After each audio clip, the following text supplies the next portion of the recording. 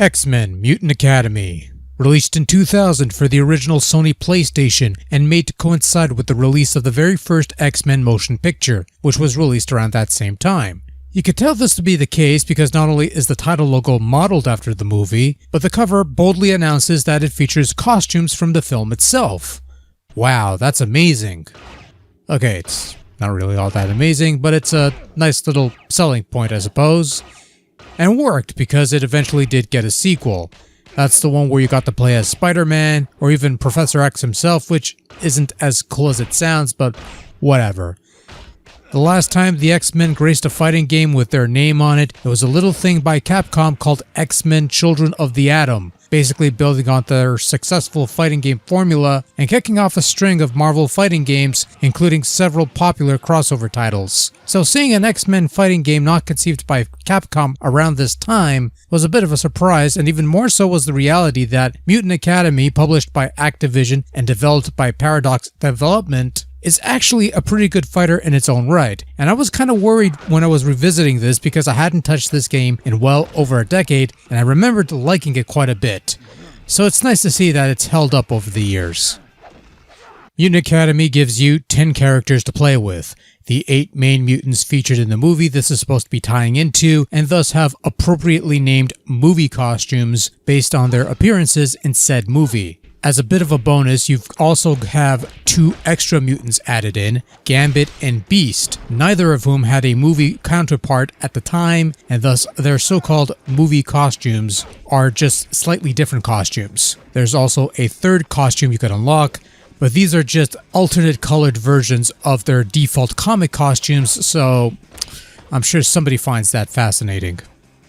There are 4 modes of play, and they're the usual suspects. Arcade mode is the usual beat everyone to win the game, and you get an ending video of some sort, and you'll also be able to unlock the 4 big bads as you beat the arcade mode multiple times. Versus mode is the standard versus mode against the second player. Survival mode is the usual beat as many fighters as you can on a single life mode. And finally, there's Academy mode, which is essentially a training mode where you could practice your moves, either through the independent study where you could play around, or through the tutorial thing, which is useful for learning the moves of each of the mutants. Academy mode is where you can learn the inputs for your chosen mutant's various special attacks, so if you want to learn how to do moves, this is naturally a good place to start. There's also Cerebro mode, which is basically a gallery of movie photos, stock comic images, and the various ending videos you get for beating the arcade and Academy tutorials. All of this is locked, and you have to beat the game certain ways and stuff like that, and the only thing openly available at the start is the trailer for the movie. So that's something, I guess. So in case it isn't readily apparent, X-Men Mutant Academy is a 2D fighting game. No fancy 3D spinning stuff.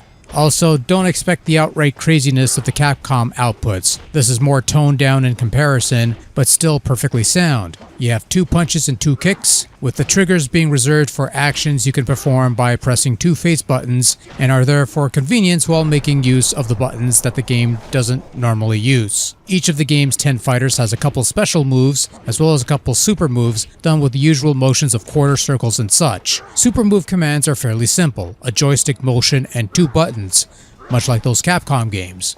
But yeah, the super moves are a little convoluted to explain at first, so I'll try my best.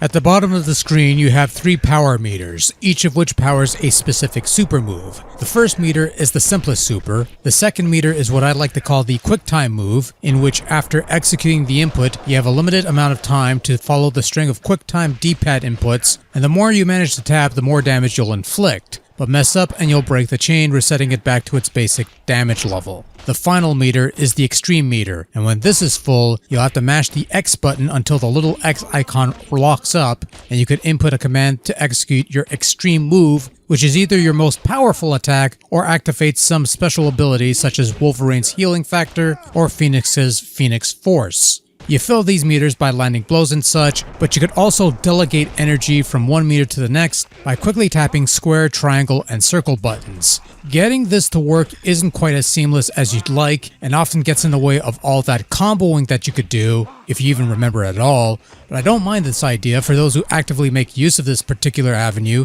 it could prove useful. Maybe. I don't know. Depends. For a movie tie-in game, Mutant Academy is pretty good and probably a far better fighting game than I might have given it credit for. There's a bit more technicality to it, the super meter delegation, the specific supers, and the limited counter moves. Not quite as crazy as the fighters most old school folks would associate with X-Men, but taken on its own, it's quite a bit of fun. Each character's movesets fits the character, the throws are kind of fun stuff, and the controls are responsive and stuff to the point where I could actually pull off the super stuff with 2 buttons as the game intended, but the triggers are much more convenient. Never had much of an issue with balance, the bad guys might be a bit beefier, but that's about it really.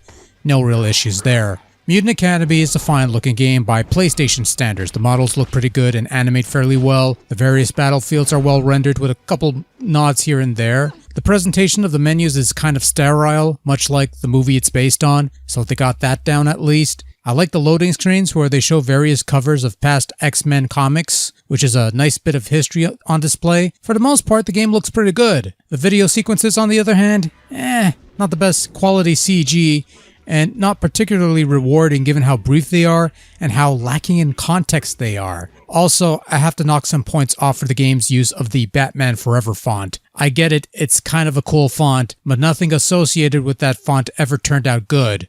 Fortunately, Mutant Academy dodges that bullet. For now. Sound-wise, meh. Sound effects are alright. The vocal bits are passable at most. And the music's merely okay. Nothing memorable, exciting, or anything like that. It sounds just like every other forgettable soundtrack that graced PlayStation 1 games of the time. Overall, X-Men Mutant Academy is a perfectly fine little fighting game thing. Nor does it try to be. It just wants to do its own thing, and for what it is, it's pretty good. The small roster pool might be a bit of a setback for some, in which case go for the sequel, which has slightly more stuff, but the core gameplay is pretty solid, the presentation's more than adequate, and it's really just a fun time. X-Men Mutant Academy on PlayStation, well worth enrolling. Yeah, that's kinda lame, I'm sorry.